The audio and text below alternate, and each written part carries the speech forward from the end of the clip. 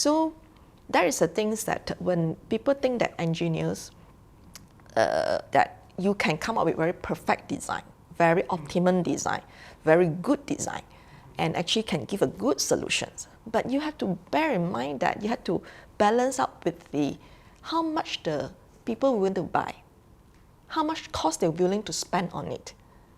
So that's why this is sometimes I find that now the younger generation, they still have the fantasy that, oh, I have to have this perfect design, I have to do this and that. But it still come back to dollar and cents. If nobody, not say not appreciate it, I got no allocated budget for your solutions, how can, I can choose not to buy your solution, but this is their problem. They still need to solve. They will opt for more cost-efficient solutions.